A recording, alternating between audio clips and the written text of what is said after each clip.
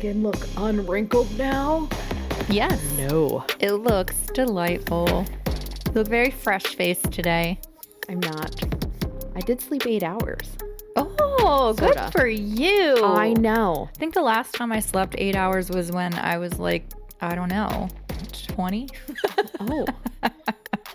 Well, I did good last night. I went to bed early. Nice. Good for you. Good for you. Welcome back to the Ghosty Girls podcast. I'm Christina. Good morning. I'm Alicia. Good morning. We got our Starbies. Sippy, sippy. ASMR. Sippy, sippy. ASMR. We're so They annoying. hate us. It's fine. We mainly have 5-star reviews. I think we have 1 3-star review. 3. I don't know who did it, but fuck you. They're No, I'm like, just kidding. You're not terrible, but you're not great. I did get a little bit annoyed with that 3-star review, and I'm going to tell you why. It's not why you think. It's not because it wasn't 5 stars. The reason that I got annoyed with that was because I'm going to need feedback. Like, if you think that our podcast is a 3 out of 5, that's totally fine. But, like, let me know why you think that. Is it like a sound issue? Mm-hmm. Is it, you know what I mean? Is it a content issue? Do you just not like us? Which is like, I mean, obviously, if you don't like us, we can't change that. Yeah. We are what we are. Yeah, we're not for everyone. And that's fine. I get it. There's podcasts that I have come across that there's nothing wrong with them. I just don't vibe with the hosts. I just don't. You can even not like somebody's voice. Exactly. You know, something like that. I get it. Yeah, and that's totally fine. But if it's something that we can fix or work on, Agreed. please let us know. Because, again, I mean, we've been doing this for a little over a year now, but we're still new at it. And it's... We're just little guys. Yeah, we're just babies. And we do everything on our own. We do all the editing and all that stuff. So if there is something that I should improve on, seriously, let me know. You're perfect. You stay you. That's funny. Definitely not perfect. But if there is something that I can improve upon with the podcast, seriously, let me know. Like, I'm not going to be offended. Yeah, I'm the same way. Tell me. I'd rather know. Yeah. Like, I'd rather somebody be honest and be like, hey, I like that. Just like, hey, introduce yourselves. That was great feedback. Yes. And I don't know why we weren't doing that from the beginning. Never And, thought about it. as soon as we received that feedback, we started doing that because we should have been doing it from the beginning.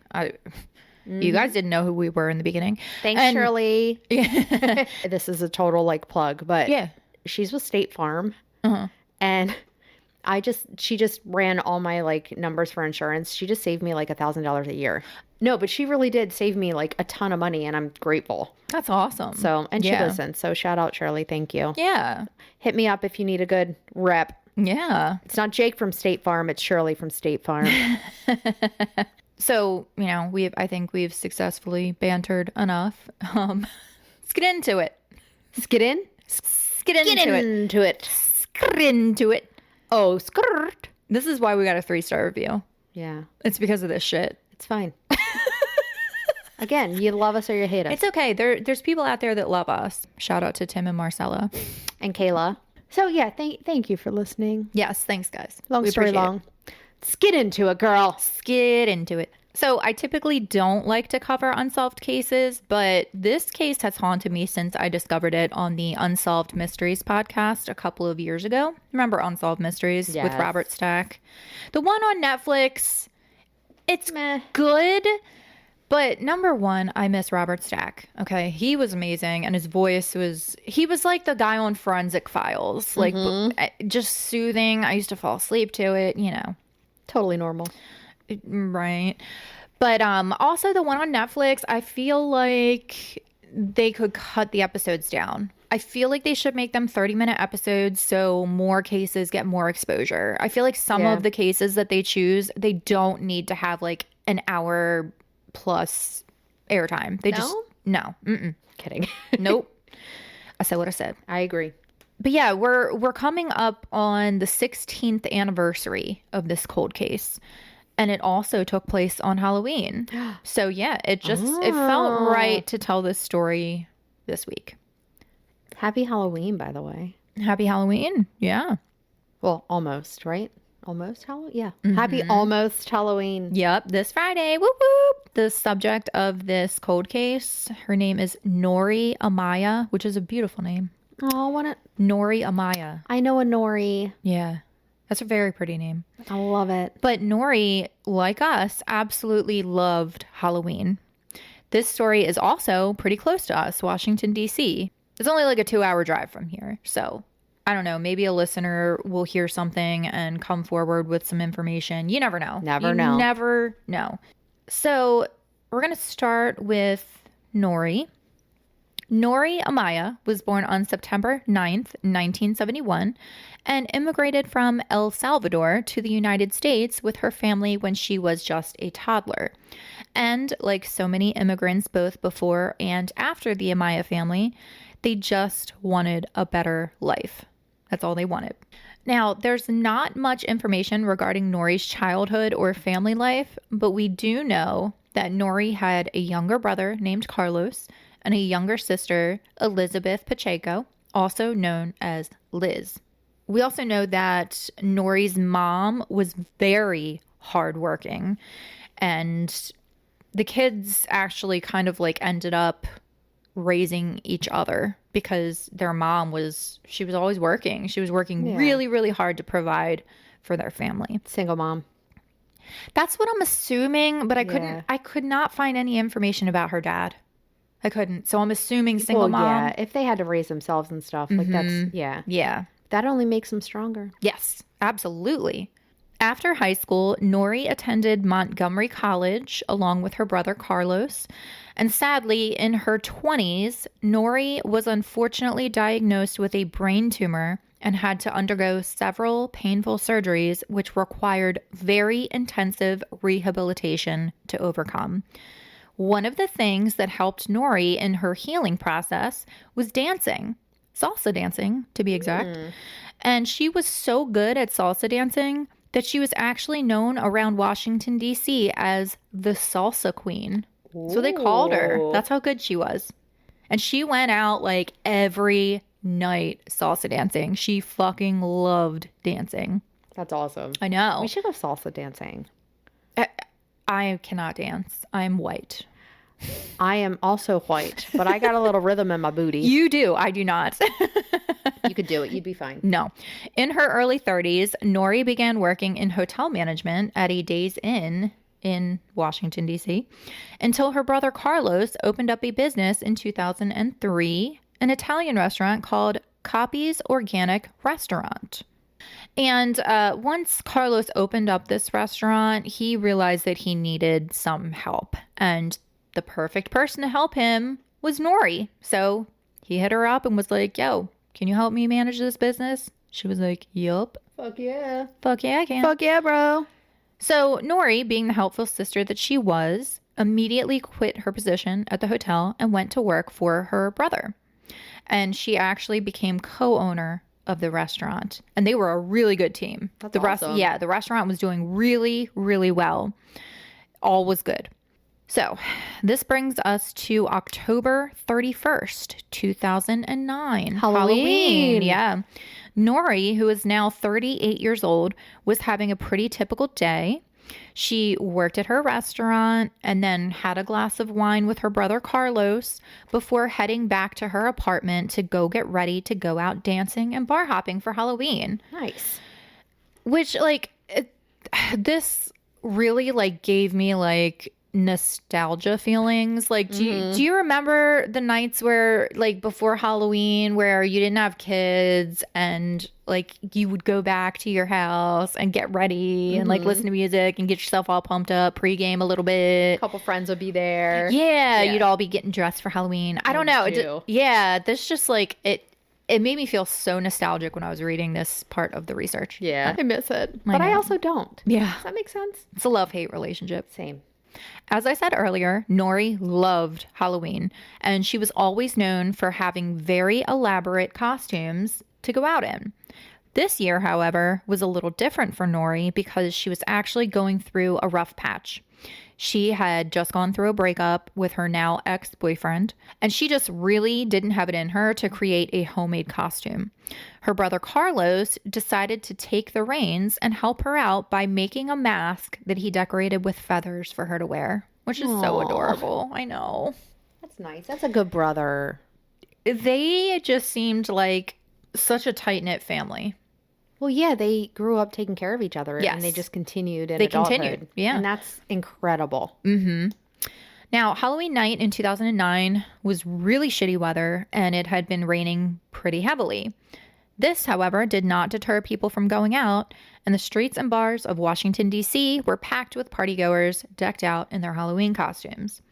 Nori ended up going to 3 bars: Bravo Bravo, the Russia House, and Roomba Cafe.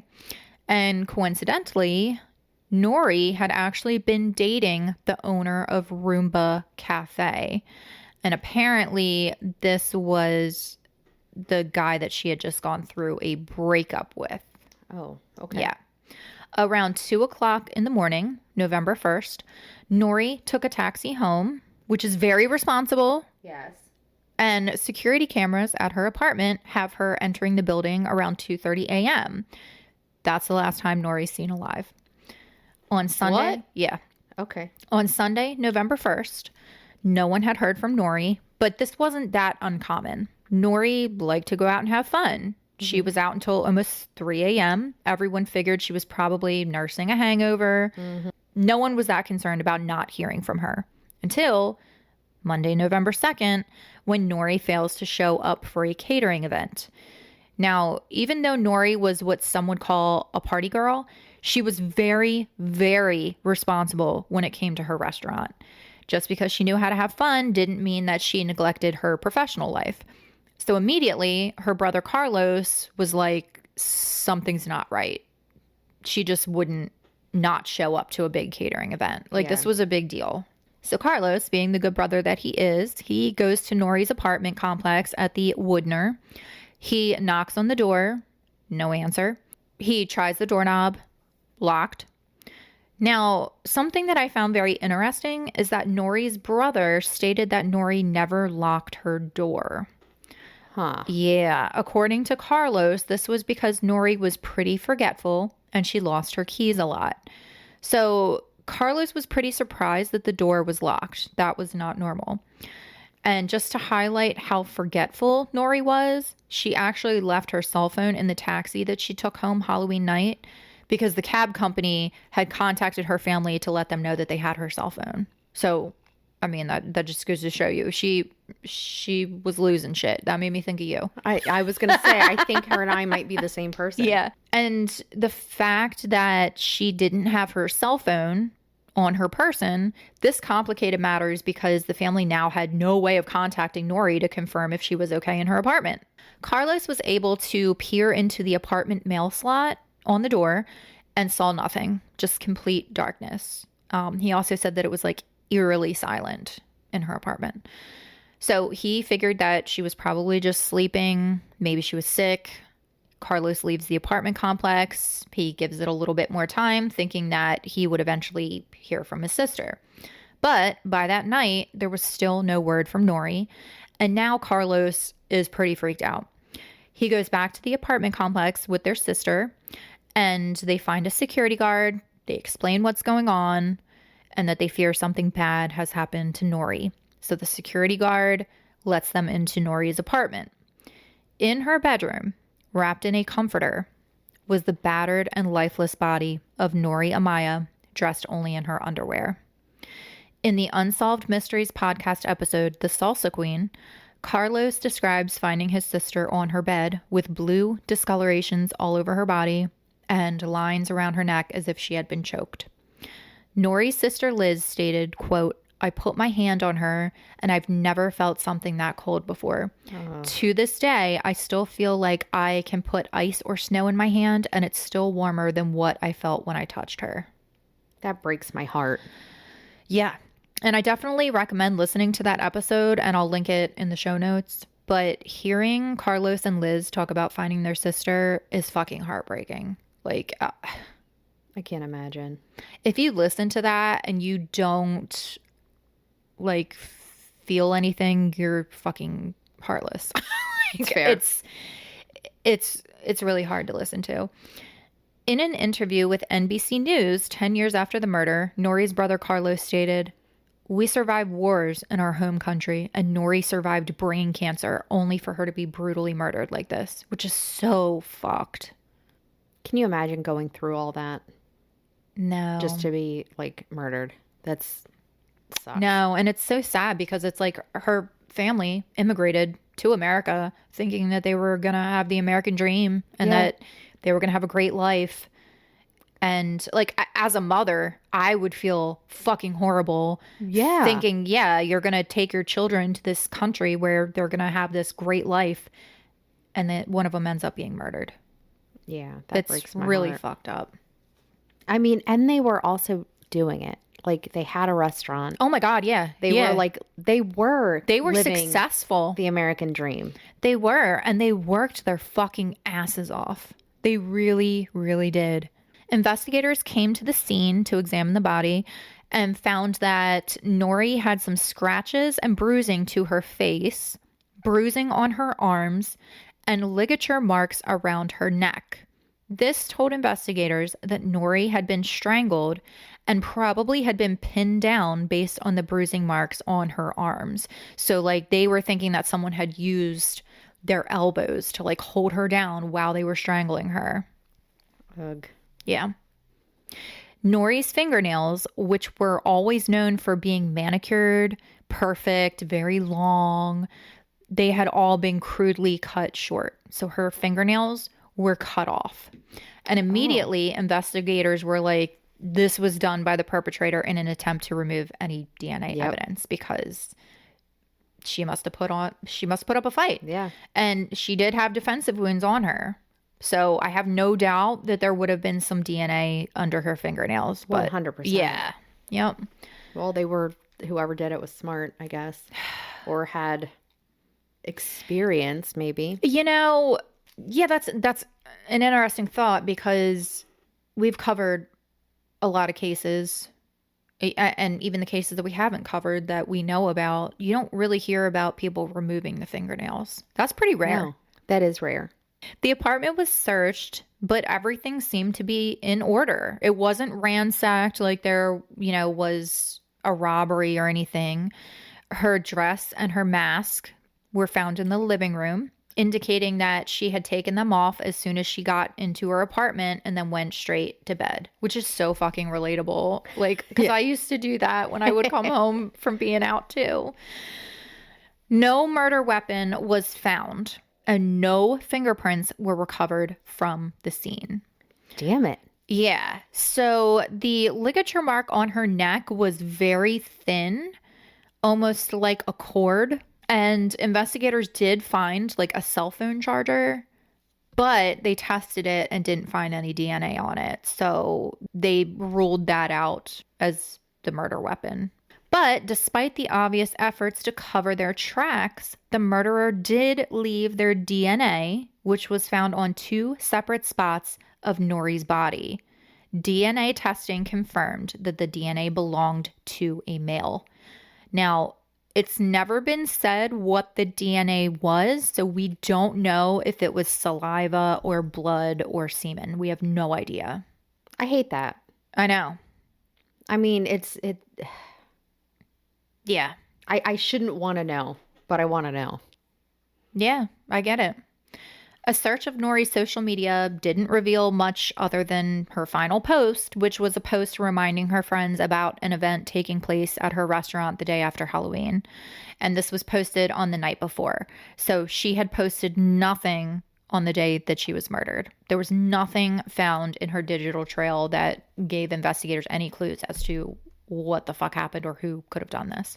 Thinking that they would absolutely get a lead from the apartment surveillance footage, which recorded everyone coming and going from the complex, investigators pored over the footage in an attempt to identify any suspicious persons.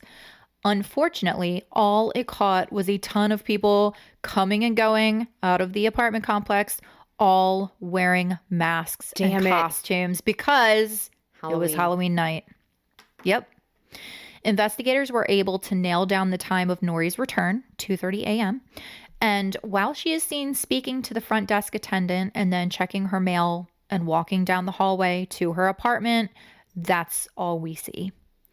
Nothing unusual. The apartment complex also requires key cards and guest sign-ins, but no suspicious sign-ins were found, which made investigators wonder if the call had come from within the house, so to speak. Was the killer connected to the building in some way, or did they even live there? So they start looking at people within the apartment complex, and they find that an exterminator who had been treating the apartment complex had actually entered Nori's apartment the morning that she was found to treat her apartment. He states that he treated Nori's entire apartment, but that he never saw her and that no one was there, according to him. Investigators, of course, found this to be a little sus, and the exterminator was brought in for a DNA sample, which ended up not matching the male DNA found in Nori's apartment. So that was a dead end. Yeah. And also, like, I did see online a lot of people giving this exterminator shit for this. But if you think about it, and I've lived in an apartment complex before as well, and a lot of other people have said the same thing. When an exterminator from the apartment complex building comes into your apartment, they typically don't treat your bedroom. They usually just treat the common areas like the living room, kitchen, that kind of thing. Yeah. So I would venture to say that he probably didn't even go into her room. Probably not. Yeah. And even if he did, she was wrapped up in a comforter. So he was, let's say he did go into her room, hypothetically. He was doing his job. He probably wasn't paying attention and just spraying around. You don't look for a dead body when you go into someone's apartment to spray for bugs. Right. Now, some people said they made a point to say that her arm had been sticking out of the comforter. Do we know that? It wasn't the exterminator. He was ruled out by DNA. So people need to leave him alone on this. Get off his dick. Leave him alone. Residents of the apartment complex were also questioned, and multiple people are brought in for a DNA sample. No matches are made. Coming up empty-handed, investigators now turned to Nori's inner circle and attempted to retrace her steps that Halloween night. In speaking with Nori's friends and family, it was ultimately revealed that the ex-boyfriend who Nori had recently broke up with, and the owner of the club that she had been dancing at, he was actually married. Oh. Mm-hmm. You know. And one of her friends that had been with Nori that night, she stated that Nori had abruptly left the club after becoming upset that her ex had been ignoring her. And apparently Nori had been pretty distraught over this, and one of her friends even said that she had seen tears under Nori's Halloween mask. So she was upset. Raising even more red flags was the fact that this man's wife had very recently called Carlos and Nori's restaurant asking to speak to Nori. Never good when the wife calls up the girlfriend at her work. No. Yeah. Recognizing this as suspicious, investigators bring in Nori's ex and also his wife for questioning. But both of them have alibis for that night, and both of their DNA samples were not a match to the DNA found on Nori's body. So those two were officially ruled out. Now, as far as the phone call to Nori's restaurant goes, the wife denies that she made that call. She said she never called the restaurant. Maybe she was just trying to order food. No, somebody said that she called asking to speak to Nori. Oh, that's shady then. Yeah. But playing devil's advocate, what if someone wanted to set up this murder and they did that to make it look like, hey, maybe the wife did this? I don't know. Trying to think like a killer. I'm not a killer, so probably not good at it, but I don't know. Am I? Anywho, I also read online that people had said that her ex-boyfriend actually was separated from his wife at the time, but regardless, they were still legally married, and I did read that they're still married to this day. So I don't know. I don't know. I couldn't even find his name online. Like, this case is so frustrating because there's so much information that's just not available. Yeah. Yeah. There's not that much out there about it, which is another reason why I wanted to do this episode, because shit like this, it needs to be out there. It needs to be out there. Yeah. Nori's large circle of friends, because she had like a really big circle of friends from salsa dancing. Apparently, the salsa dancing scene in Washington, D.C. at the time was huge. And she was very popular. She was the salsa queen. So she had a lot of friends, including a lot of male friends. They were all questioned and also ruled out by way of DNA. One of her male friends who helped her get into the taxi that night became a person of interest when he lied to police about having a spare key to Nori's apartment, which is questionable. Why would you lie about something like that? But his DNA was obtained, and it was, again, not a match to the DNA found on Nori's body. It's still unclear why he lied about having a key. I don't know. I'm thinking that maybe... My first thought was this circle, it was a lot of immigrants. Okay? Yep. When you're questioned by police... That's got to be scary. It's very scary. And he probably was like, fuck, I'm going to be framed for this. So I'm going to let him slide on it just because his DNA was ruled out. Okay. There was also a man who worked at the restaurant that Nori was last seen at. And people found him suspicious because I guess... I want to say it was either the next day or a couple days later, he fled the country and went to Argentina. So investigators actually flew to Argentina to get his DNA, and they found out that he had gone back home because of a funeral.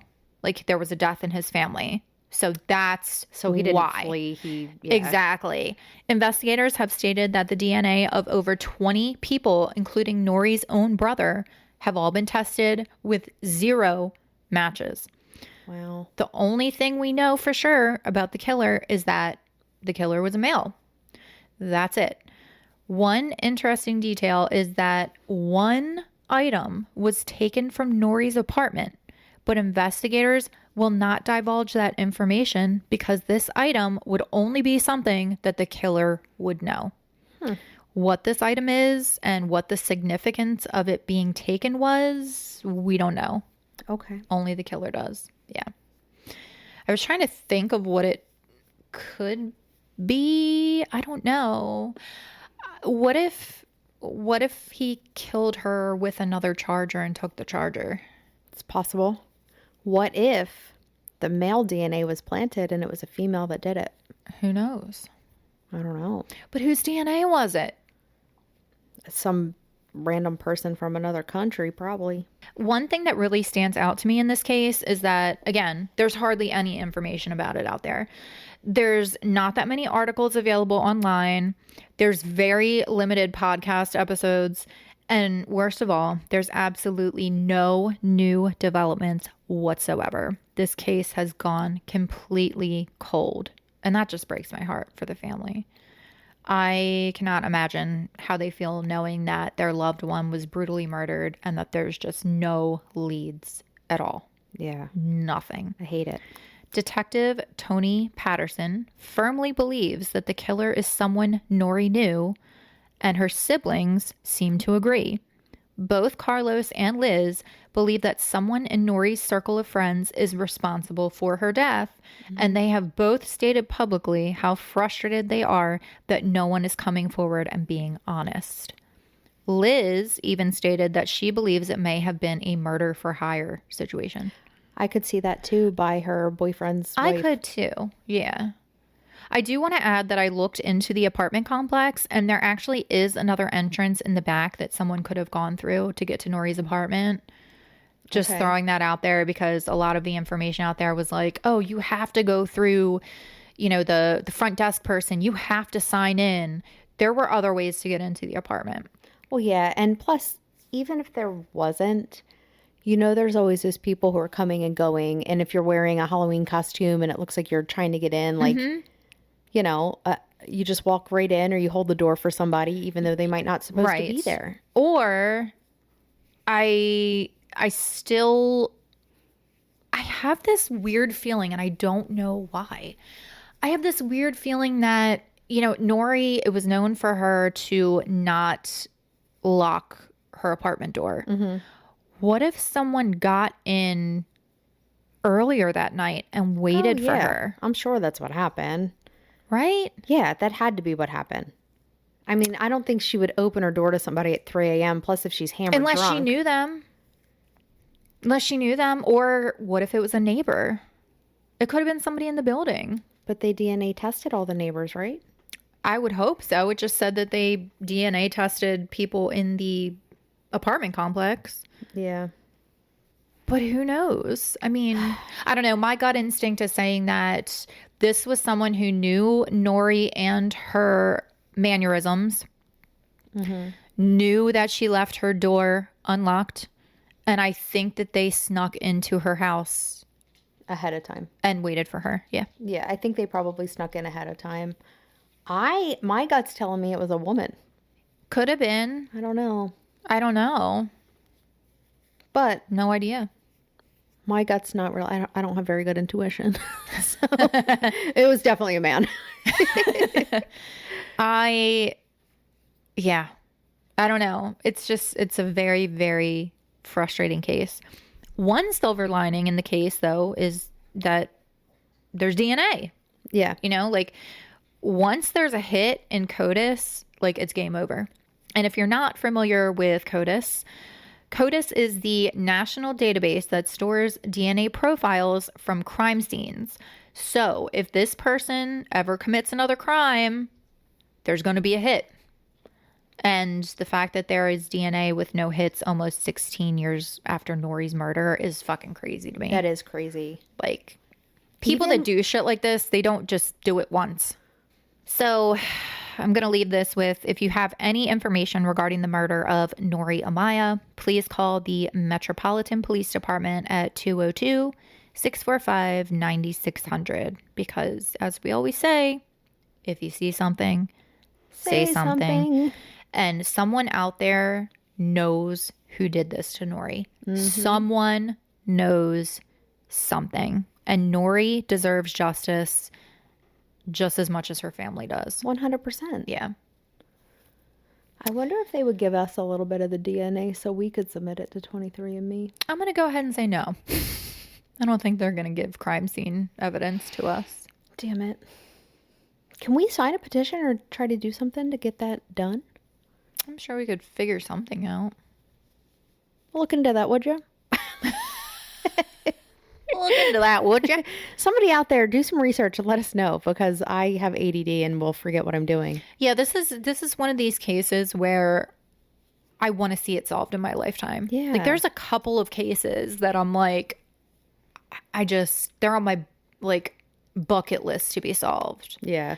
This one, JonBenet. I don't think that's ever going to be solved. No. Nope. Yeah. I eventually want to do an episode on JonBenet Ramsey. It's been very requested. I've had people like message me and be like, you have to do JonBenet Ramsey.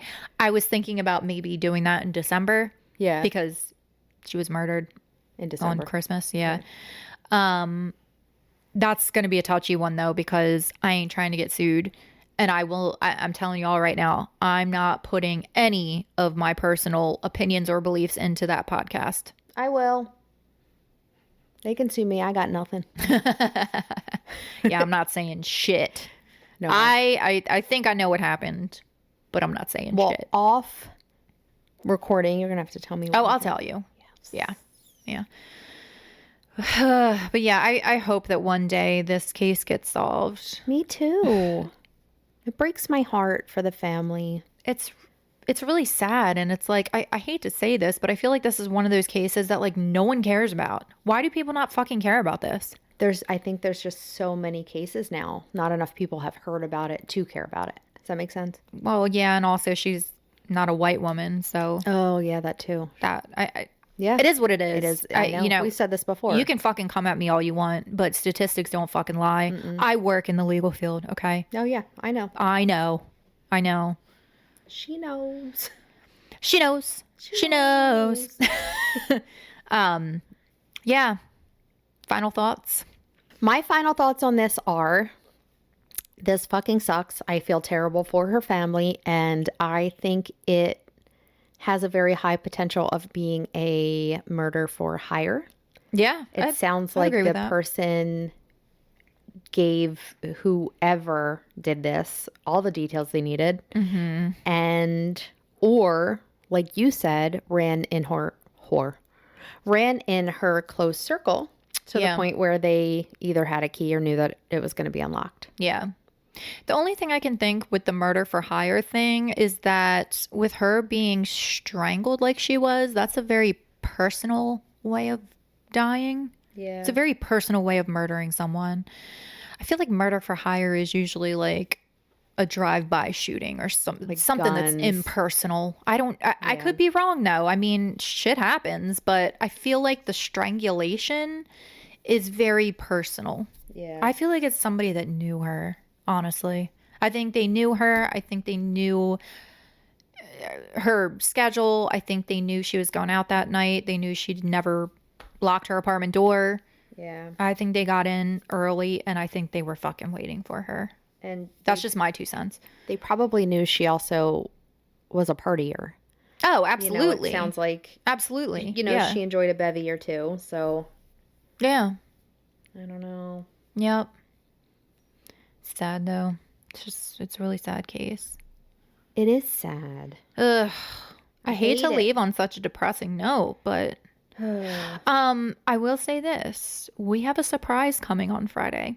We have a surprise coming on Halloween. So stay tuned. Da-na-na. Hot pockets. I don't know. This is my ADD. That's what was playing in my brain as you were talking. That was so fucking random. Oh my God. Yeah, but stay tuned for Friday, which is Halloween, my favorite day of the year. It's the most wonderful time of the year. Merry Chrysler. What the fuck? Doesn't somebody say that? Merry Chrysler? Chrysler. Somebody says that. That's a thing. It is? Yeah. Merry Chrysler. Now I gotta look it up. Can you please look that up? Because hold on. Let me get this. Now I'm curious. Well, happy Halloween. We love you. Thank you for listening. I'm crazy. Yes. Yes. She is. No, hold on. We're not leaving yet because you got to look this up. Merry Chrysler. Happy Christmas. It's Christmas. Merry Christmas. Merry Chrysler. Yeah, that's it. That's okay. Chrysler. Merry Chrysler. I don't know. Happy Halloween. Yes. Right. Happy Halloween. We hope you guys have a safe and happy one. But I don't know. Maybe you'll hear us again. I don't know. Maybe you'll hear us again this week. If you choose to, that's on you. Not us. No, you have to. You're forced to. Yes. I'm sending subliminal messages through the airwaves. You must listen.